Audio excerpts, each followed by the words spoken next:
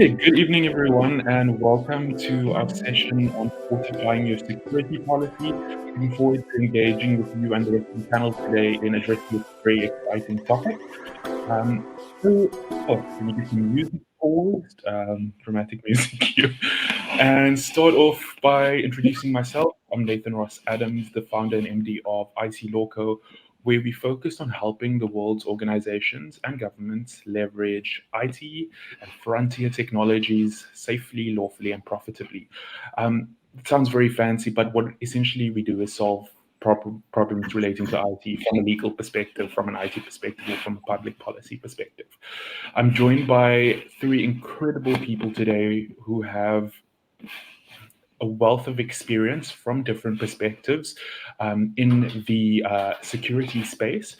And so I'll start off by Deirdre, would you please tell us a bit about yourself and what you find is very interesting, one thing that's very interesting about security?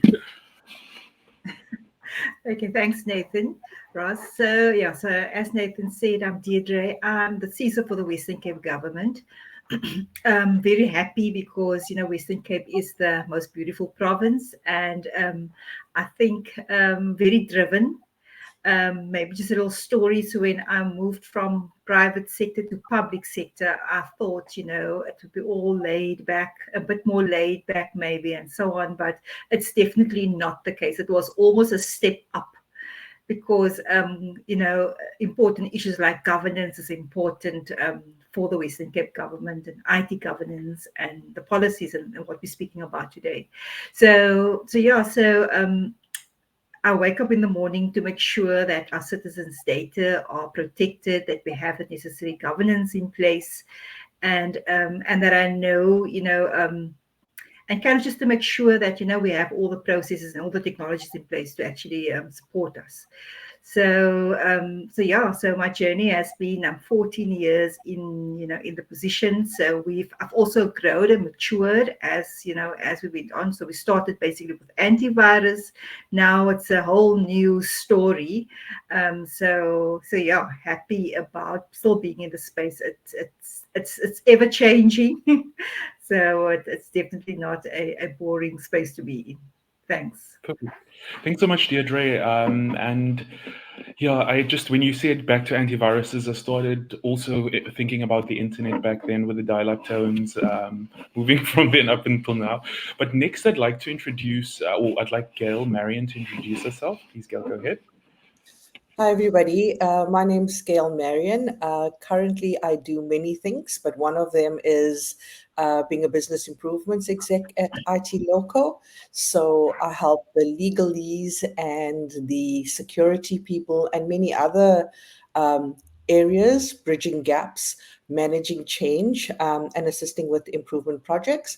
So what I have been exposed to from a security perspective is trying to get employees to understand the policy, understand what's in it for them, and protect themselves and the business. It's a tough job, but I have a passion, and it's a challenge for me to manage change effectively. And I think I've been fortunate because of my consulting background. I haven't just worked in one business for a long time, but varied businesses, large enterprises, small businesses, and I've been able to understand the policy and security policy, well, all policy and procedures and where they're lacking. So lovely to be here this evening. Perfect. Thanks, Gail. And you've been underplaying your experience. Like, Gail, what did we call Gail? I think the Terminator, or something like that, because Gail gets things done. Whereas legal people tend to wander off into the distance with all sort of theoretical concepts. And IT people, generally speaking, don't communicate with each other very well. Gail steps in and bridges that gap. But over to Bernard. And Bernard, please, we're not talking about your Tinder profile over here. We're talking about you and your expertise. I think more along the lines of I'm going to try my best to put it inside a little box so it doesn't go too long. But Bernard, I'm very, very happy to be here, guys. Thank you so much for having me. So I've been in cybersecurity for over 20 years, and I like pegging it on 20 years. I'll never talk about how many more years after 20. I've been almost everywhere now. So I went from consulting, I went from a brewery consulting, I went into the audit space, and then all of a sudden went onto the other side of the desk, and then I suffered a little bit there and I understood why we all hate auditors sometimes.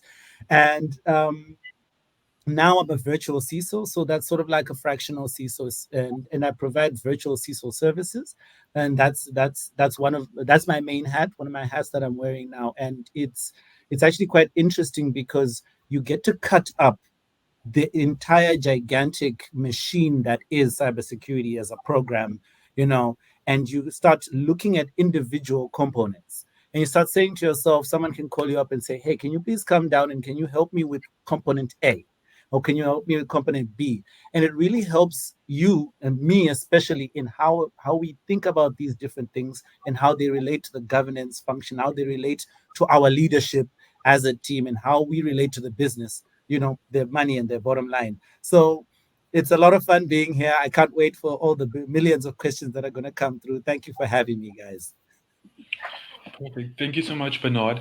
And so, we have varied experience here. So you can see there's pure CISO experience from Deirdre. There's operational and implementation experience from Gail, as well as a sort of multi-layered industry and consulting, as well as sort of outsourced service function that Bernard has performed for multiple organizations. From my side, I'm bringing the legal perspective to this conversation. I've worked in the industry, I wouldn't say 20 years, but 12 years, and really working with some of the leading companies across the world in supporting them to achieve their business goals. Um, I often like saying that the cybersecurity teams and broader so the IT teams in organizations need to be seen as business enablers and not cost centers at the end of the day. And it's a dynamic change in perspective. But before we get into the sort of philosophical side of things, what I'm going to do is just paint a picture before we get into some of the questions that we've received. And I'll do so by sharing my screen, which should pop up in a moment. Okay. Are you guys seeing my screen? Yes. Yes, okay, great. So, the topic for today is fortifying your security policy. And really, the broader context for this conversation, or for security policies generally, come from two main areas. The one is company law. And because cybersecurity we focus on the conversation within an organization, many people forget that the board of directors of companies have the obligation to manage the affairs of that company. And part of that obligation includes governance and more so in a cybersec context, information security or ICT governance. And so in this entire governance framework or system that is in place, there are multiple things that need to be juggled, such as business needs, pressures, and essentially governing bodies often work, and by governing bodies I mean boards, effectively work with their management committees and managers to bring about the governance standards and guidelines they set. Ultimately, from an ICT or IT governance perspective, this converts into an IT governance framework. Don't be intimidated by the what you see on the slide. This is just a bird's eye view or a high-level view of the components of a sort of robust or mature IT governance framework. And so within this IT governance framework, a core part of it is security. And across the globe, what's emerged is the idea of a security management system. So, to give effect to the security components of your IT governance framework, you have a security management system that consists of policies and procedures, and they're designed for systemically managing your organization's physical and ICT assets. So those tangible and intangible things that have value to your organization. And the goal of this SMS, not to be confused with text messages, is really to minimize risk and ensure business continuity. And it does so by proactively trying to prevent security breaches. And this is both in the physical and IT sense. And so moving that further down the line, what we notice is development of policies and procedures which effectively make up that security management system. And a security policy in particular is this written statement of how a company governs and protects its physical and IT or ICT assets. And so it really sets governance in place, sets guidelines and principles, offers direction, and is meant to provide the basic guidelines that an organization should follow regarding security. And so this really brings us to the first question, and it may seem like a silly question, but really, why should organizations care about having a security policy? I'm keen to hear your thoughts. Let's start with Bernard. Oh, you're starting with me? Well, okay, thanks. I'm gonna try to I'm gonna try my best to keep it as short as possible. So fundamentally, we are the security policy is it sets up the building blocks. It's a skeleton, right? We need to be able to know why we're doing something. We need to be able to understand why we're focusing on specific things and not other things. So, for me, when I think about this entire topic, I actually take one step back and I look at the strategy first, right? So I look at the business. The business is out there to make money. That's the purpose of all businesses out there. We need to make money. So the business, will sit there and they'll say, guys, shareholders, stakeholders, we're going to make some money. Here's how we're going to make money. Then they're going to have their business plan, their business objective, their strategy. And then us as the enablers you talked about sometime earlier, we come in and we align ourselves with what the business is trying to do. But whereas we align ourselves, we say, well, business, you've got a couple of things that are really important to you, and we're going to cover you. We've got your back, right? That's how the structure comes up. That's how I think about it. The policy is a document guideline of how we've got the businesses back. How are we covering these gaps? Where are we focusing on and why? How are we going to do it? The policy is actually not even the last document. It's only part of a chain. There's documents underneath it which allow different teams, different individuals within the IT space and the cybersecurity space to actually do the work. But the policy sets up that little bit of the structure, the bones, to get the body moving. We've got tendons, we've got flesh and blood, but the bone structure, it's coming from somewhere. So that's how I see it. So every business needs to think around, why do we need it? Well, we need it so that we can actually get some traction. We need it so that we can get some movement.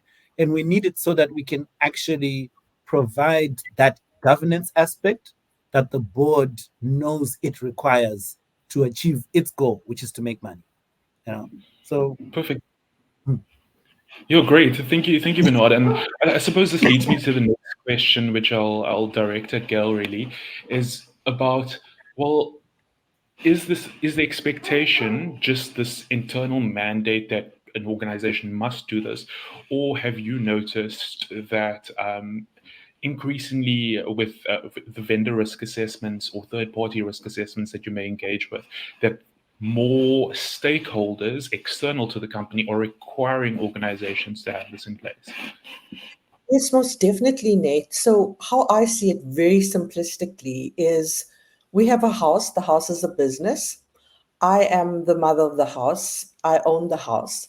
Visitors to my house also need to be protected. People coming into my home, engaging with me, need to feel protective. They're not going to come to a house with no windows on a rainy day, for example. So people are more conscious of it. So aside from that safety and security, as organizations, we need to protect our employees, we need to protect our customers, and we need to protect our suppliers. And that is very important to grow a business and to form strong walls around it. Right now, businesses need to comply not only for protecting themselves or others or taking care of others, but they need to comply because sometimes there are regulatory requirements that we incorporate into our our policies. Then we also have so it's the regulatory compliance that we need to adhere to, but it's a requirement from people that want to do business with us. So our vendors are our third-party service providers, our customers are following these approaches and following ISO and SOC standards, which build up these walls or fences or security around us, and it's a need. So even if we don't want to do it, we have to do it. But what's really way more improved in the previous years is people used it as a tick box. You need to have a security policy. So my client tells me, oh, I need to have a security policy. Run off legal person or somebody in IT and draft up a security policy. Pull a template from a system. That's not going now because you have to do what you say you're doing. And in many ways, not just auditors, but companies alone are checking you up. They coming to the party to make sure you're doing what you say you do and you profess to do. So definitely everybody is aware of it. If you think about information security and compliance, individuals, your simple customer doesn't want to come into your store, for example, if you don't have the security places. They're not going to use your free Wi-Fi access if it's not secure. So yeah, to answer your question, sum it up, Nathan, definitely everyone, your employees it's an introspect to your employees, your board of directors, your third parties, your customers, suppliers, etc. Perfect. Thanks, Gail. And so we've spoken mostly from a private sector perspective, but Deirdre, I'm interested to hear your thoughts on is the expectation the same in the public sector? Is it even more so important? And this applies to both physical and ICT security, because most conversations out there typically focus on the private sector. But as citizens, we have data, we have incredibly sensitive data, and so from a trust perspective, we'd want to make sure that a public entity or institution actually protects these assets. What are your thoughts on that? Yeah, definitely. No, you're quite correct. And I want to start off by saying that the Premier in 2022, I think it was in March, we actually made a statement, and it was a media statement. We said that cybersecurity is a strategic provincial priority and a risk. And that was an important statement because that just shows that province is taking cybersecurity seriously. If it's a risk, of course, budget will be allocated to it. So, that's good news because, I mean, without that, you also can't, implement the ISMS. So definitely. So, I mean, our goal as government is to make sure that our citizens trust us. And it comes back to information assets. So if I just take it one step back, we have information assets. We have, from infrastructure to networks to actual data and information that we need to keep safe. And that's why it is just important that we make sure that we have the right processes and we have the right technologies and people and resources in place to actually to work on that. So so further to that, the ISMS also. So if I look at, for example, how we are doing it. So Barnard, you started off by saying it's all about the bottom line. And I think when I joined government, I needed to change that perspective because it's now about service delivery.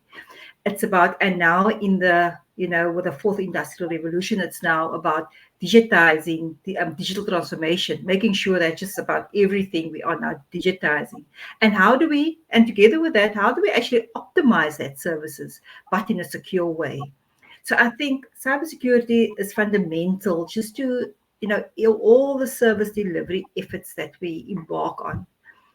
It's a conversation, and so it's a big conversation. It is, I think, the estate, and what I need to take care of is also it's huge, because it's the citizens. It's ultimately about service delivery for the citizens, although it's also internally focused, of course, because we do have, I think, approximately 80,000 employees that work for the Western Cape government. We have more or less 25,000 employees that actually have computers. So it is, making sure that we kind of this huge boat that we have to navigate, making sure we do it in a secure way and everybody's on board. I think that can be challenging sometimes, but of course, it's work in progress. Perfect. Thanks so much, Deirdre.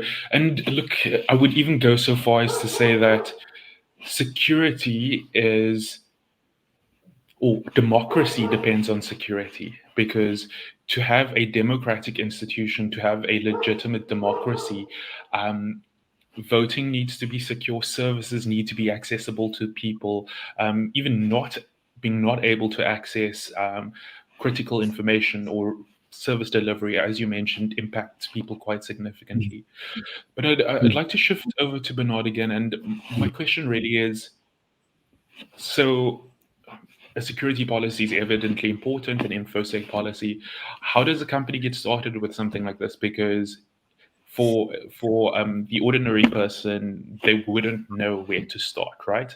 And and this isn't a criticism, but really where South Africa is right now, and South African organizations, um, we should be much further down the line and prioritize security and make it as part of our culture. So where does someone get started?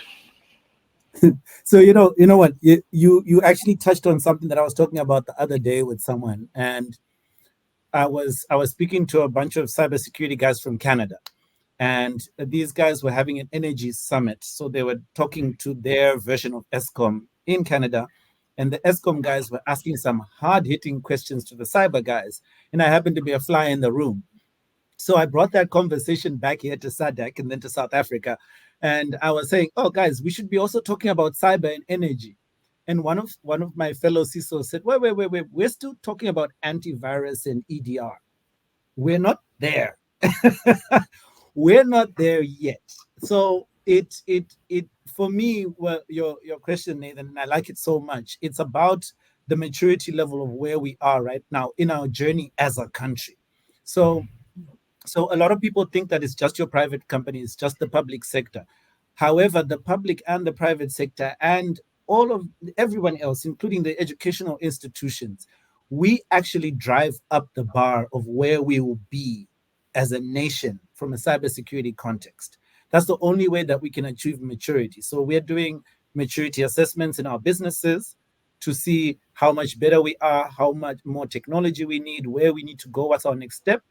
But as a country, we also need to start maturing. So that's fundamentally part of the reason why we still have people who are coming to us and saying, what is information security? What is cybersecurity? Is this a thing? That's why you see a lot of people, we still have a lot of people, a lot of the population that are still using mobile money. They don't have bank accounts, perhaps. We have a lot of people in the population who live in rural areas. But trust you me, if you find a granny in the middle of Eastern Cape and you ask her, can I have your PIN code for your bank card? She'll tell you, heck no, because she understands that that's a security violation. So we have the building blocks, we have the structure. What we need to start doing is we need to start conscientizing people around the why and maybe a little bit more of the how to. And the how to has to be simple. I come from the Simplicity Institute, and we are all about being simple. And the simplest things is not thinking about an IT security policy as this gigantic tree, but maybe just a set of things that are really important to you that you need to do to keep your PIN code safe. Does it mean that you walk around in your wallet with your bank card and your PIN code next to each other? So if it gets stolen together. Does it mean you hide your password in a sock drawer and you leave it at home? All of this is just the basic building blocks on how you understand security personally, so you can use it in your professional, private and professional life. So that's how I view it, and that's how we can start. So really good, really several great points over there. And I mean, one of the things that I was particularly concerned of in the South African space is that we do have high crime rates, and I mean physical crimes, but that seems to be mirrored now in the digital crimes or cyber crimes that are taking place, and but yet we have still, as a country and as organizations, tend to take a very reactive approach. We'd wait for something to go wrong and then fix it instead of being preventative. And I don't think it's apathy. I think it's just that um, there are there is rather a lack of skills, which we'll address in an upcoming session, in the cybersec space, and also a lack of willingness to change. And so, which brings me to the change element of security policies. And so, Gail, I'm really interested to hear your thoughts on how important change management is part of this process, and whether you have any stories of how you saw that change was needed and how to actually do that within the security space. So change is very important, not just for our security area, but in our country. And if you look at where we are down the line, change is not just we've done something, but how people anticipate it, how they react to it, how we inform them about it. So, with change management, when it comes to policies on the whole, the information security policy is one that if you go to a simple organization, it's always like, oh, I need to sign this policy. I have to read this policy. I don't know what it's about. I don't understand this terminology. So the first thing I do always with information security policy is making people understand what it's about, what's in it for them, why is it important for them to adhere to it. Most times an employee just thinks this is information security, and it starts right at the bottom with employees in an organization. This is just an information security policy. They're just trying to catch their back and make sure if we do anything they're going to discipline us, etc. And that's really the wrong approach. And it's an organization's responsibility, first and foremost, to start with their employees. The change management is tough, and it's a process. You cannot just slap on an information security policy and ask everybody to sign it. There has to be a lot of awareness, lots of awarenesses with examples for people to understand. If I need to make sure I change my password in a specific organization every 3 months or every 1 month, it is a schlep. They need to understand why they have to do it, because what could be the consequences. I also think information security policies historically has just been a manual where it could be broken down and where not everything applies to everybody in the organization. I could come in as an employee, as an admin assistant, and probably out of the 50 pages, one page, if you had to take all the slots out. So indexing it properly, packaging it properly, simple language, a lot of pictures, so you can have your great big policy, but how that's translated into a playbook, which comes with the communication, the awareness, and the change management. It's also very important that managers and line managers are the ones that are explaining it, not always the IT people. The IT people can come from an expertise perspective, but if you one-on-one explain to your employee why they have to do certain things, and you embrace it as a team, it works better. So change management, communication, and that's a big word and a high level, but communication, awareness, making people understand why it's there for them, Giving them the stick approach and saying you have to sign it, they will never sign it. Or they will sign it, but they will deliberately not read anything. It makes no sense. So you could go with the stick approach. But if you do have an incident, nobody would have read that and nobody would know what to do or how to report it. So I did work in an environment where we started from drafting that information or resurrecting it, updating it. Um, and also, what's very important is the buy-in in when you are in the drafting stages. So yes, you as experts can draft it, but you have to go down to the operational. So you have to have teams or representatives from key areas of the business to support or on behalf of the people, for example, employees. Then you have to look at what your vendors are looking for. So yeah, it's a long story. I can go on talking about the experiences there, but I think as organizations, we need to understand the why. I think as citizens of South Africa and organizations like banks and stuff should be doing more awareness, not only about the money factors, but they have the infrastructure to do public campaigns. It's not only for the government. I must say, from the province of Cape Town, I can see the developments, and people have more access to information like that. But we need to give back and go out to areas where it's people are getting less insight. Like you mentioned, in the rural areas, how did those grannies get to understanding that and knowing that one thing? That's going to save them from losing what's very important to them. And that's what we have to think about and take it out there to the rest of our employees, our organizations, and our colleagues. Yeah.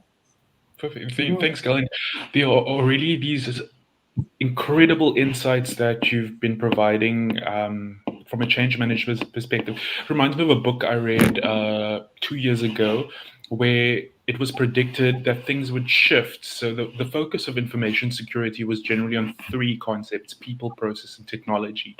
And now that has sort of moved forward and been supplemented with three additional concepts: culture, communication, and change management, because they realize that it's not about the not only about the different parts or the different role players, but it's also about how the message is communicated, how it becomes part of culture, which I find fascinating as well. And then the second point I just wanted to mention was, it often grates me when I see an information security policy that's 60 pages long.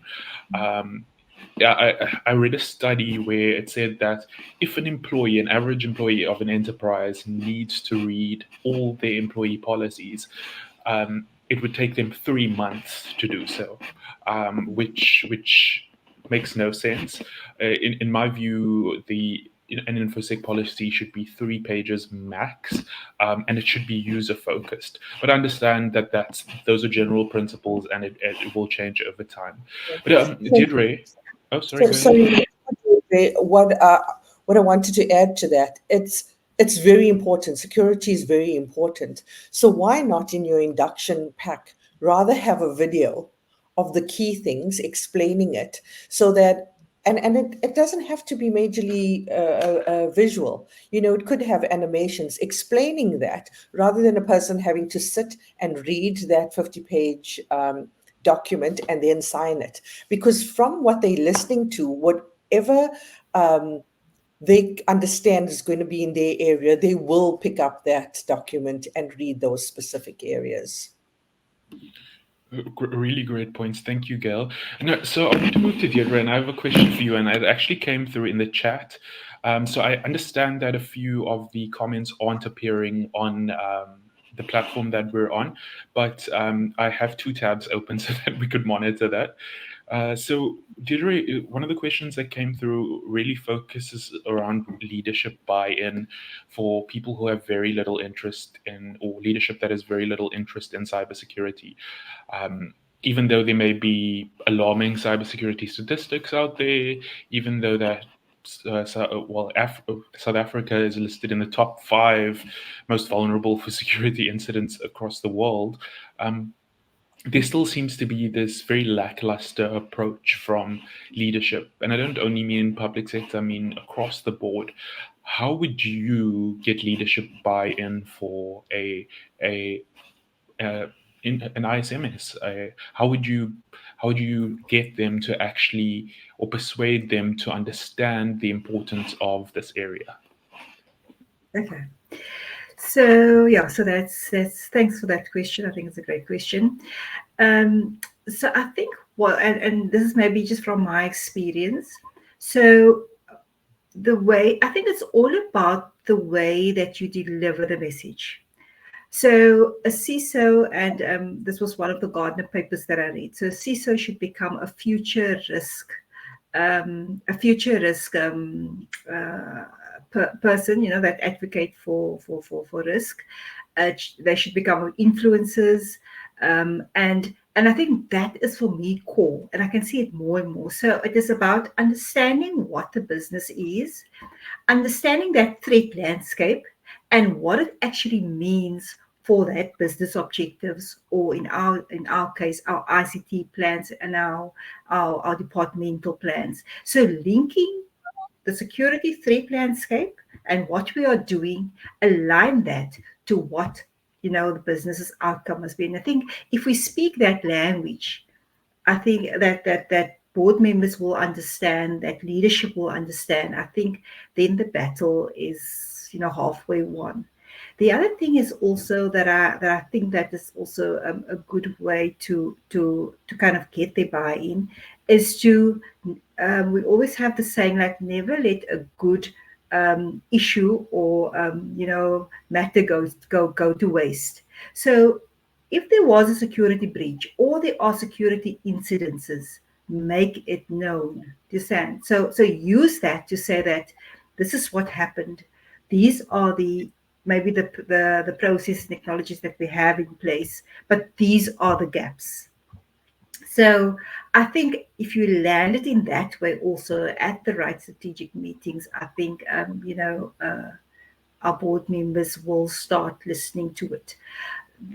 What I think is also important is that we get champions. So what I try and do is also give the security message, but on different platforms. So there are so many, online platforms. So whether it's the intranet, whether it's the extranet, whether it is, like Yammer, or we have Vivo.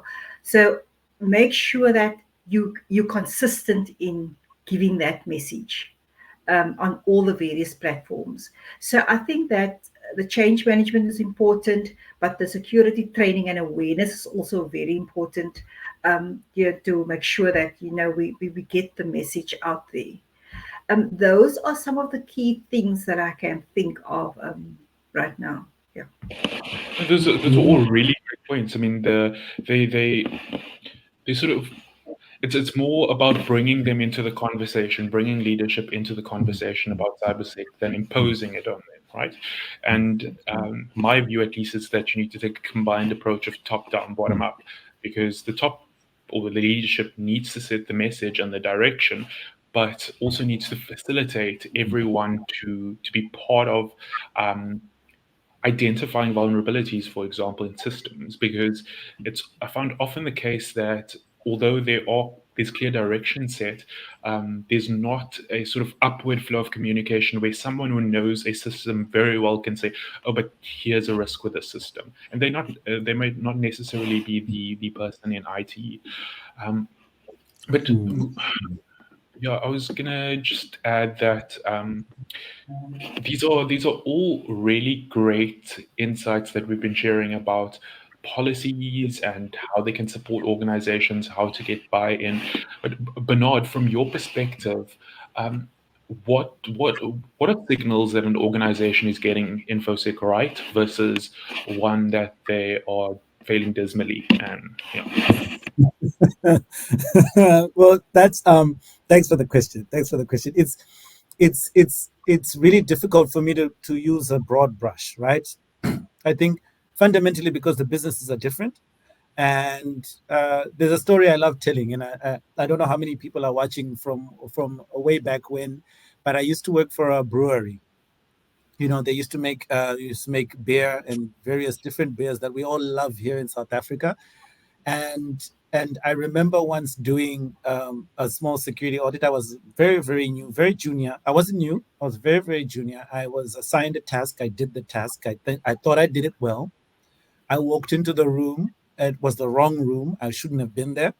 And I presented my findings. And I presented my findings to the wrong people. So the engineers and the plant managers that were sitting in that room asked me a direct question. They said to me, "Everything that you've presented about this cybersecurity thing, um, we don't understand why you're here."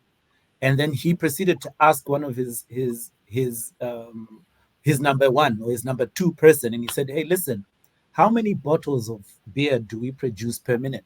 And the guy said, "Oh, 36,000 per minute. That's how many we bottle per minute." So, and then he said, "Okay, great." And then he looked at the other person in the room and he said, "If whatever he's talking about happens, how many bottles of beer will we be bottling per minute?" And the other guy said, "Oh, we'll be bottling 36,000 bottles of beer per minute." And then he looked at me and he said, "Why are you here? This is obviously not your forum." And that was the day I learned that the businesses all have a different demarcation of what is important to them.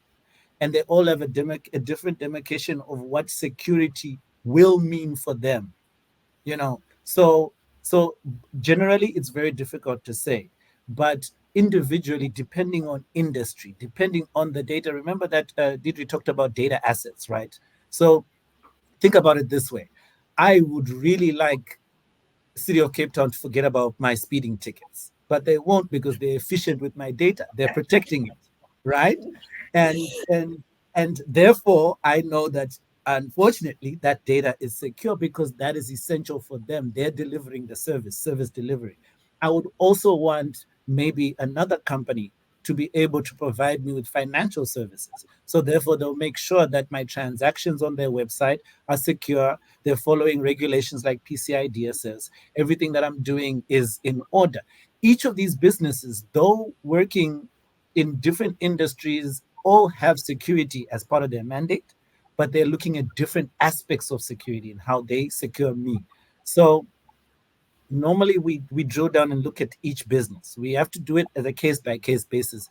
If you find two companies in different industries with the exact same security policy, there's a problem there, right?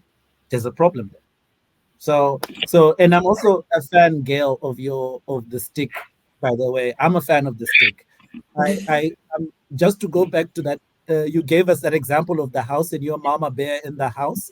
If you decree that nobody in your house can come in with their shoes on, then that's the stick. I'm just to put it in. So I'm a big fan of the stick. So and sitting here and listening to what Deirdre said, and now you, Bernard, as well. I've been focusing on, and what I did is many of the scenarios we focused on, for example, in the organization, the people, but we actually didn't focus on, until Nate asked the question and Deidre started responding, about those board members and how do we get, because we need the buy-in from the top. We need them to understand why it's important. And the one thing I thought about, and which is actually a joke, is you create a fake incident, then they'll really understand why they need security first. I like your bravery. But the other thing is, and Nathan and I had, it was one of our clients, and we were actually both together, and we were going to address the board members. So we said we'll do this question and answer thing, so we'll kind of get their feel and understanding about it, so we know how much to delve in. And they said to us, no, don't do that, because these board members are supposedly seen and appeared to be at that level. So you can't ask them questions because some of them have no clue about it. So very, very important is to give them the awareness and the training on what you're talking about, what cybersecurity is, so that they can buy into it and understand the consequences and the risks to their business. Yeah. Maybe Really just great to point. add something. Oh, please go ahead, Deirdre. Yeah, I just want to add quickly. So I think the other thing that's important is if you go in, because okay, so one thing about us is we're good at assessments, we're good at policy writing. So government is very good at it, having plans in place. But I think it's important that, and I see it worked, is that you actually look at, you must go in, even though if you have 150 risks, go in with 3 or 4 risks and say these are the high level risks. This is what you need to focus on, and if we don't do it, this will be the consequence, or the issues that will arise if we don't address it. So it is really being concise, to the point, and just highlight the main issues. And I think that is where you start off with that, because yeah, I have experience of going in with thick documents, um, and it makes it difficult. And you can understand cybersecurity is already a complex. I think it's already complex in itself if you don't do it every day. So it's really, for me, how you bring that message across. It must be short, it must be concise, it must just identify the risk, and if you can monetize that risk, even better. You're 100% right, Deirdre. You actually reminded me of one of our colleagues, one of our colleagues in the CISO community. We were speaking at a conference, and he said we were talking about how much time we get with board, you know, Yeah. and all of these other CISOs are like, oh, if I get 5 minutes, oh, I got 7 minutes. And he said, oh, I get about, 13, 15 minutes. We looked at him like he's a miracle worker. He said, you get 15 minutes in front of board? Board? That's amazing. So I understand how difficult it is to get buy-in, because it's really difficult to even get 5 minutes in front of them. And so I 100% understand that. It's amazing.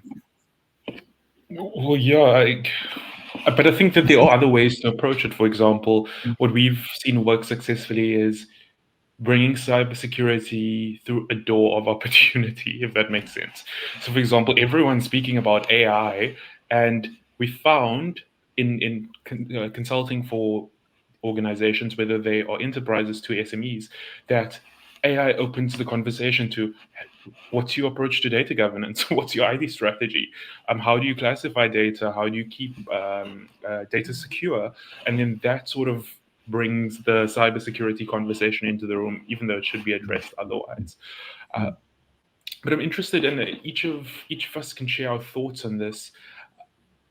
Why, rather not why, but more, what does implementation of the standard look like, of the policy look like? Because we've been speaking about the ideals of what a policy should look like and the challenges in actually communicating that it's a necessary document. But let's for a moment assume that an organization has adopted an infosec policy.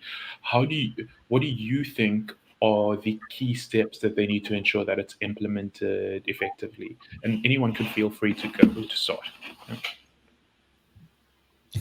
So I'm going to start by saying, and it may sound very simplistic, but a project. You need a project with a project team to implement your policy. You cannot start with employees without going through HR. They know their people, the awareness, your marketing campaign, because that policy is not just for your employees and yourself as a business. It is also for your customers. It is also for your contractors.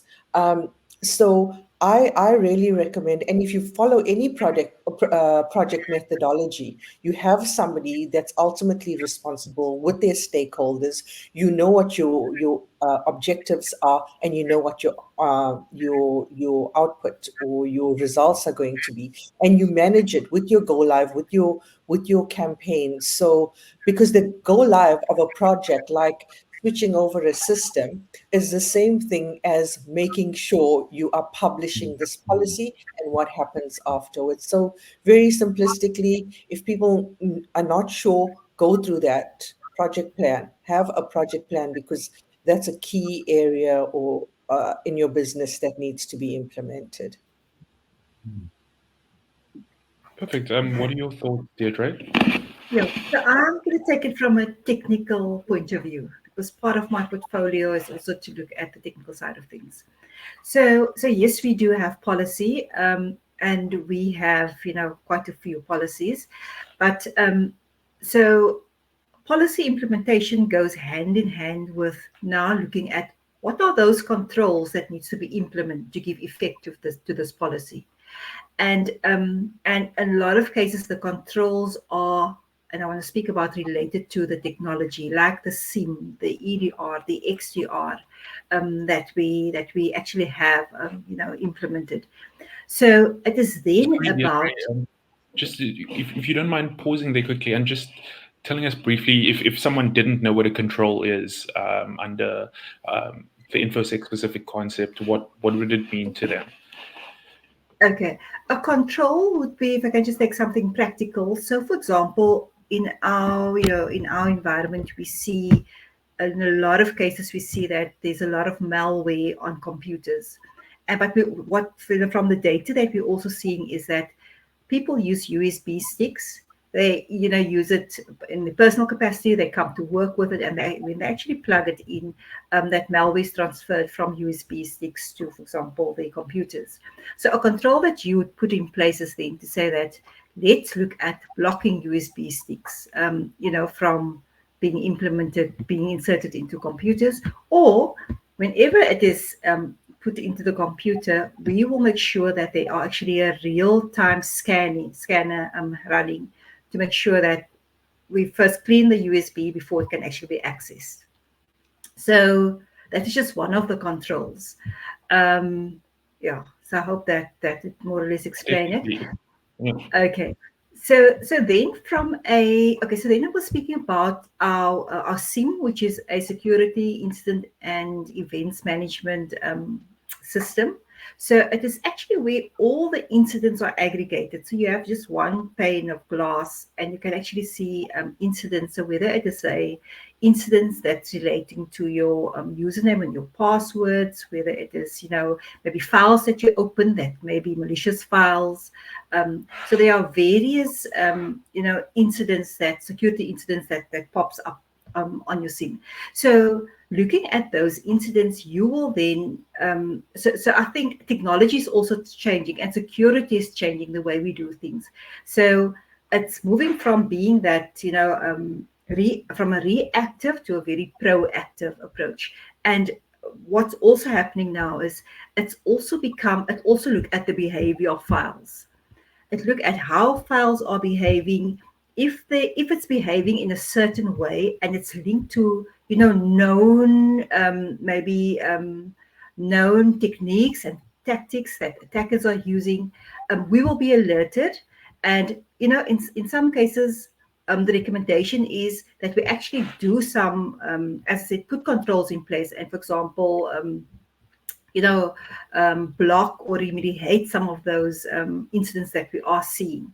So it is the space is becoming interesting because it's almost with AI and automation, you will need a policy which is high level, but the controls that we implement and using these technologies is instant. It's no longer what does the policy say. It is I'm doing the scanning, I'm getting threat intelligence from your partners, get that threat intel, and it actually does the blockage right there and then. And I think we can't do without. I mean, everything. There are too many attacks. They are also emerging. It's new. So those controls, having that controls in place and having the right threat intel and understanding that external environment is important. And I think it's all of those things that actually give effect to the policy. And that's why the policy need to be high level. Because if you have to go, although we have a change control process, so, for a lot of the policies that actually affects our end users, that go through a change control process, but there are emerging malware. If you need to contain and ring fence a specific computer, if you need to run scans, that that's been done almost without going through change control processes, and that's just part of the operations. So that for me is a very practical way in which we implement our policies. But of course, then there are also other policies, for example, like a password policy. Um, and I think that's why the way we write that policy is also important, because some things we simply enforce. If you look at the password lengths, if you look at the password strengths.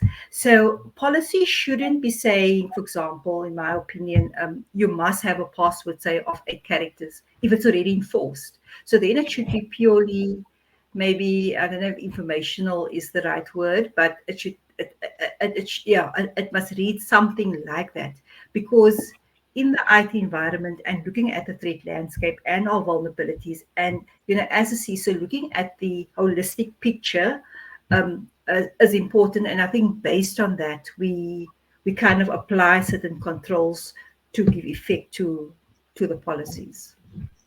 Perfect. Thanks for that, Deirdre. And I found it very interesting that you mentioned about the different approaches to policies, and particularly from my perspective, I prefer a modular approach to policies where you have that main overarching infosec policy, and then below it you have the sort of a password policy, a hybrid or remote working policy, a BYOD, bring your own device policy that would speak to those specific areas so that the user would only need to search for on an organization's database the key concept related to what they actually need to do.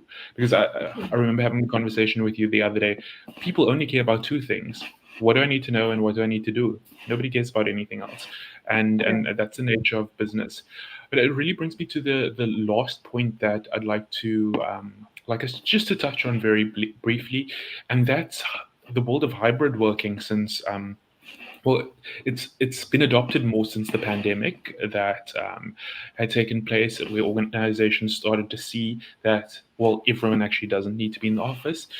But how does, and this question, Bernard, you can go ahead and start, and then we can move to Gail and then to Deirdre, about how do you balance the need to promote security, uh, but also without feeling, with employee feeling that Uncle Sam, or in our case Uncle Cupcake, is watching them, actually with what they're doing. So how do you balance the security component with the privacy of the employee? Well, so I'm gonna be honest because it's a little bit controversial, and I like things like that. So first things first, we're always watching. We're always watching.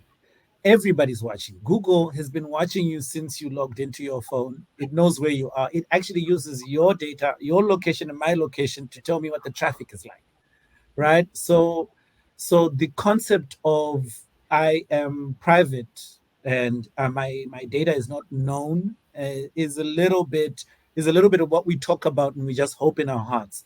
But the truth of the matter is, and this is something I used to say a lot, especially when I go to different clients, if you're using company technology to do company work, understand that the company has a requirement to the government, to the law, to monitor and understand what you're doing with their technology.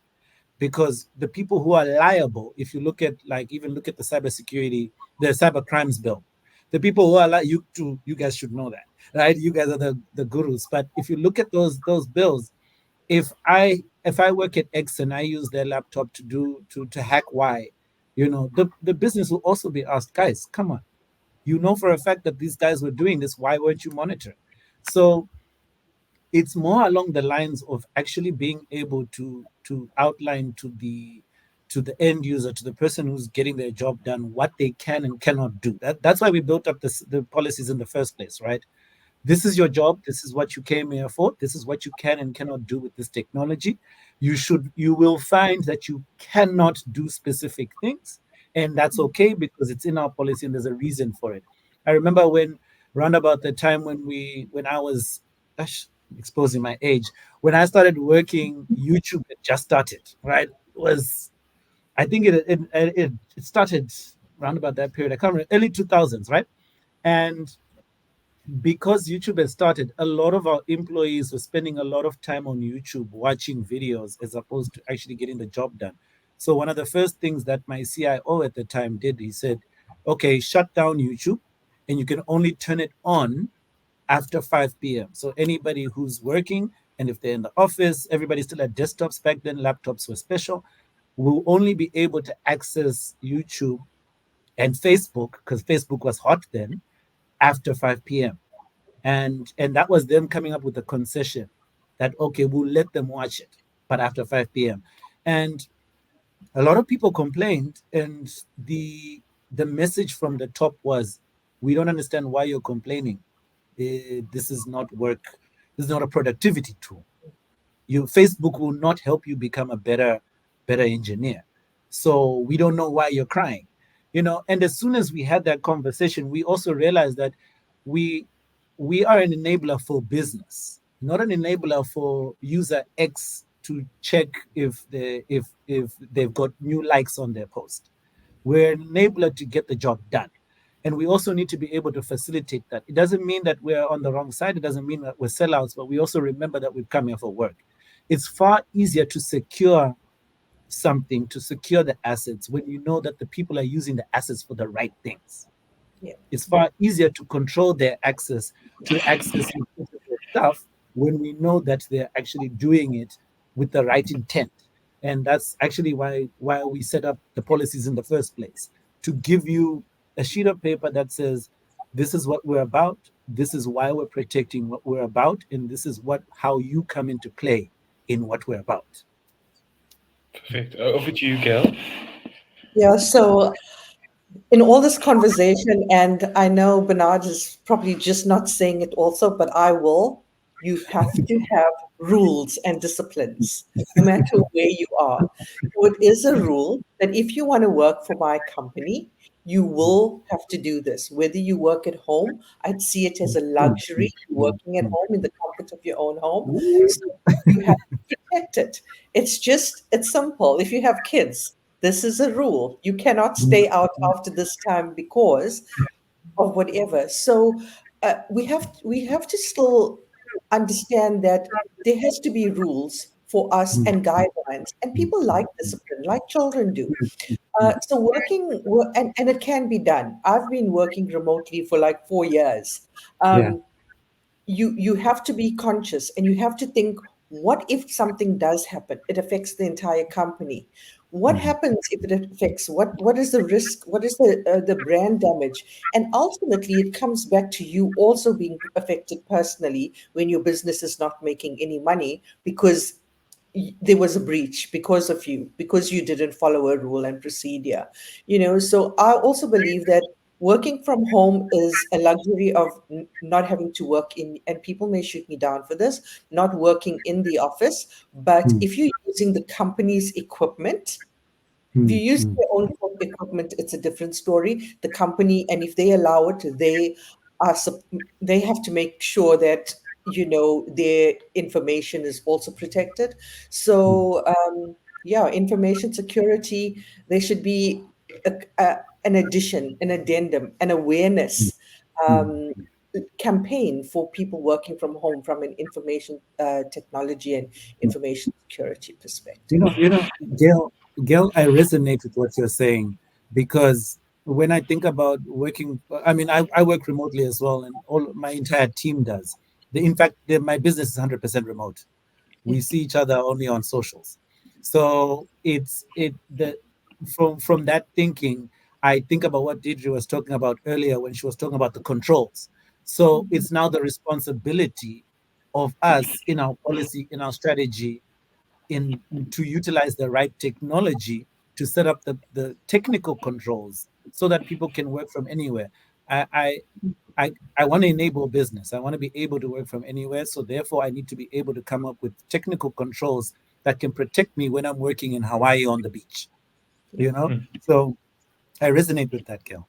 I was just going to add that I think it's really one of the key factors that need to be considered in this conversation. Now, I'm mindful that the controls need to be proportionate to the risk, right? So the risk materializing of you, let's say you're a call center agent and you're dealing with sensitive financial information of a bank, it doesn't make sense for you to be sitting at Starbucks with everyone hearing what's going on, and connecting to the public Wi-Fi without enabling a VPN.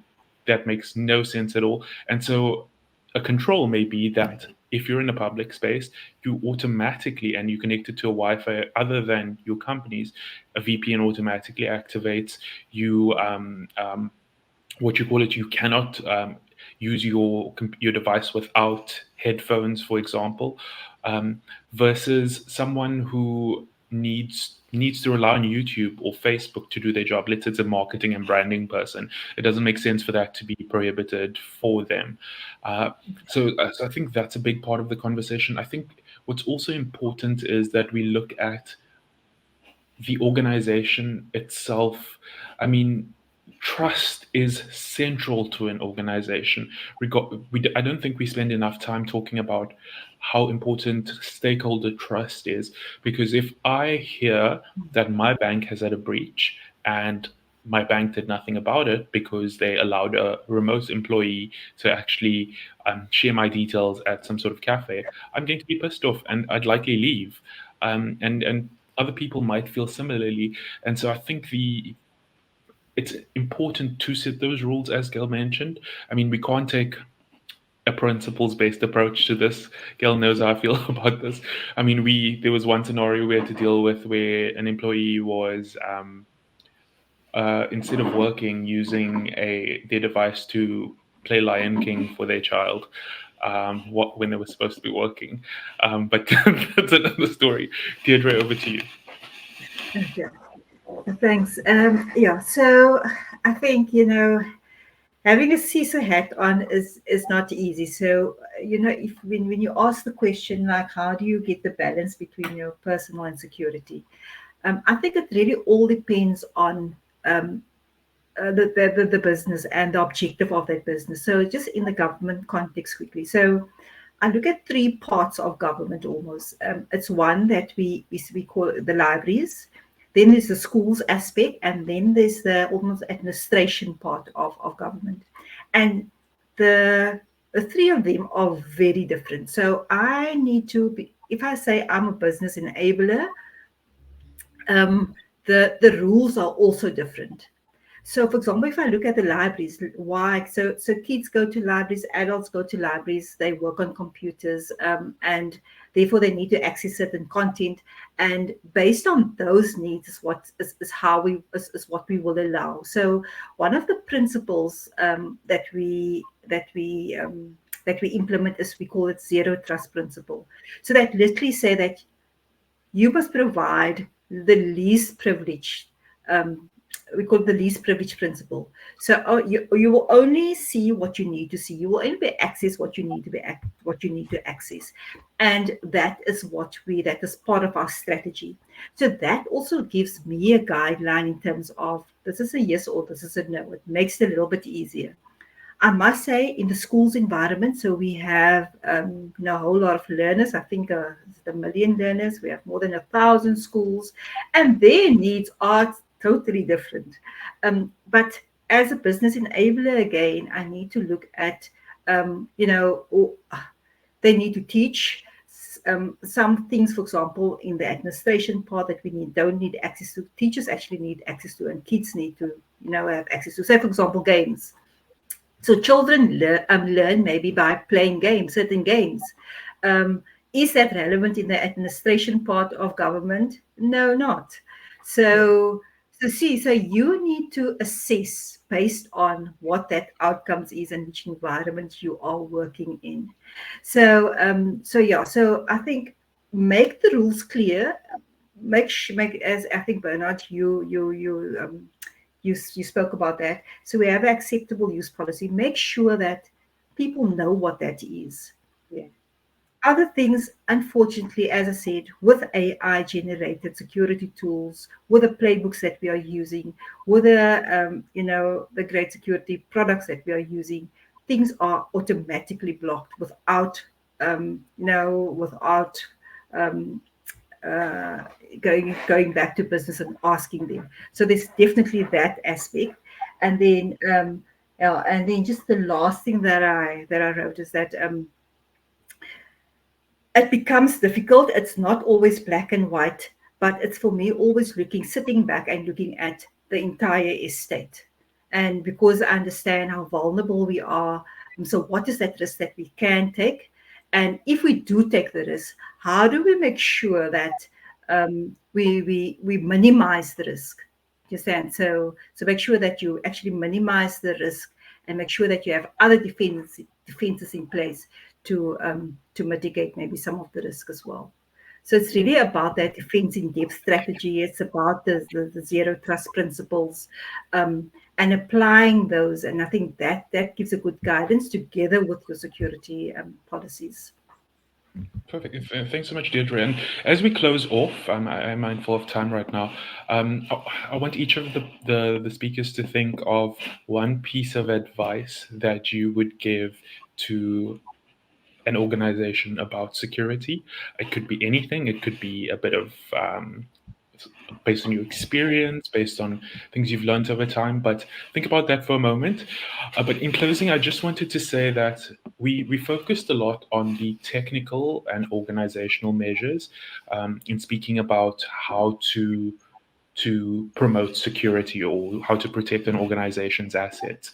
And technical or the technology type that we spoke about, and the organizational consists of administrative, which is the policies that we spoke about, policies, plans, and procedures.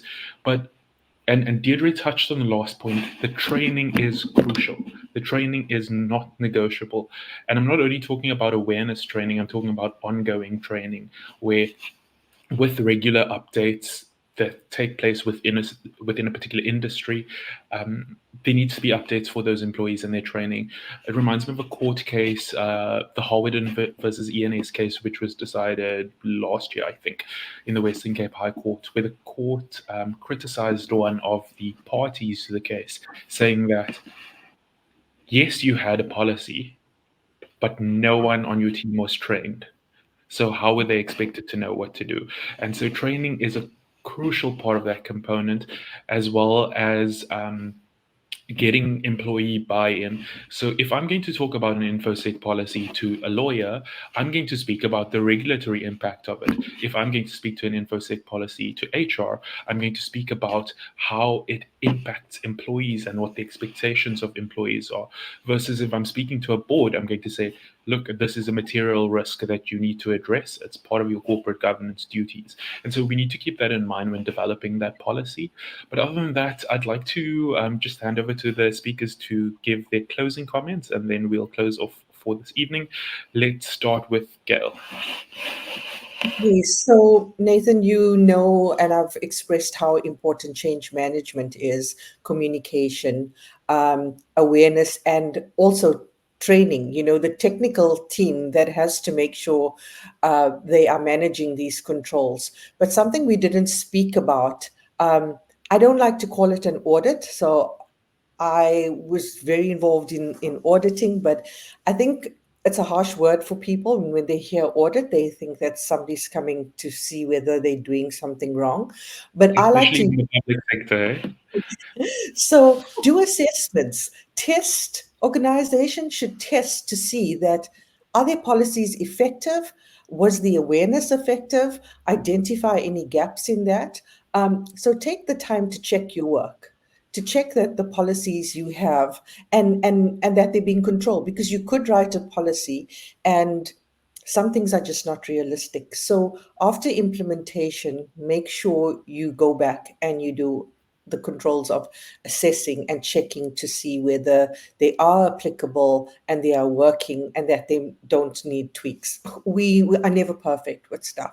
So yeah, I think assess yourself, assess your organization, and that should be up to every individual department. You know, the infrastructure team should be assessing to see whether they're doing. We don't need internal auditors, although it's important to have that, especially in huge organizations, but they assess, and they're assessing not to find what's wrong, but That's why I always focus on the improvement side, although I have an audit background, is you assess what's going wrong and you fix it, find solutions and fix it together. Okay, so that's Perfect. the organizations. Thank you, Gail. Over to you, Deirdre. Okay, so yeah, the last message that I maybe want to give is security is everybody's responsibility. So I spoke about the CISO's responsibility, but and with the technology, we cannot do everything. So really, it's important that we understand that it's everybody's responsibility, and if everybody understand that, they will make sure that they actually read security policies because they need to know what am I responsible for. They will make sure that they actually do the security awareness training because that will give them more insights and help them to be that responsible citizen and responsible employee. If you're a developer, the same thing. I mean, it's key. As you said, we go in digital transformation. Development is important. How we secure, develop our applications. If you take responsibility, you will go and do the right thing. Yeah, so security is everybody's responsibility. Let's take that seriously, as serious as I take my my CISO job. Perfect. Thanks, Deirdre. And thoughts and prayers for your season job because we know you have it difficult. But over to you, Bernard. Um, you know what? Gail and Dedre said some amazing things. So I don't have anything fresh. I'm actually gonna top up and say, at the very, very beginning, I talked about the business, right? And I talked about the business and their strategy. And I talked about us, how we enable the business to meet its goals, whatever it is that they want to get done. We are there to make sure that they get to where they want to go safely. That's our job, right? That's fundamentally our job is to make sure that we get them to the finish line, whatever the finish line may be. And so I think in conclusion, what I want to say is in order for us to be able to facilitate protecting this business, in order for us to be able to get the job done, we actually require the whole business to be part of it. Deirdre said it's everybody's problem. Security is for everybody. And something that we need to understand when we, as security professionals, as IT professionals, outline and identify issues, we need to remember that we don't own the data. We don't own the risk. It's not a IT person's risk. It's not a cybersecurity person's risk. It's the business's risk. And the business has to be part and parcel of us implementing a control, a solution, or fixing that issue. So Yeah. I always like saying, it's not really your problem. It's not my problem. It's our problem. And it's going to take both of us to fix it. So in that's, I think the last thing I want to say is that let's remember that cybersecurity risk is a business risk. IT risk is a business risk, and business has to understand that we are part of enabling them to mitigate those risks. Yeah. Perfect, great. Thank you, Bernard. I think my last comment that I want to make, or the bit of advice that I want to give, is rather to, by analogy, if you feel secure in from a financial perspective, from a physical perspective, from an emotional perspective, it enables you to not it enables you to do what you want to do in life, right? And I know that sounds very, very deep and thoughtful and whatever, but the point is that security brings comfort and security brings safety as well. And if you take that principle and you apply it to a cyber or information security concept, you're trying to achieve the same thing. As Gail mentioned earlier, you're trying to put up those boundaries, you're putting up the walls, and you are effectively defending something that is very important to you.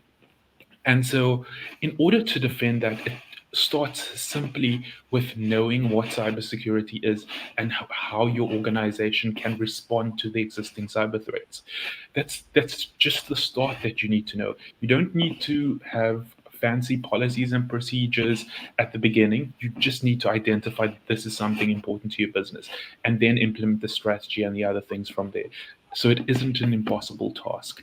I'd like to thank the wonderful speakers on this call, Bernard, Gail, Deirdre, for sharing your insights and for sharing it with a broader LinkedIn and YouTube community. We know that there's much work in the space, but you're really trailblazing what the space needs to look like, especially given that Africa at a broader level is at a significant risk from a cybersecurity perspective. So wish all of you good luck, and thank you again for this evening. Thanks. And thanks, Thank you, Nate, for us, Thank bringing you. us together so we could have this great conversation. Thank you. It's a pleasure. Thank you. Thanks for Cheers, having everyone. us, Nathan. Okay. Thanks. Cheers, Bye. everyone. Bye-bye. Cheers. Bye.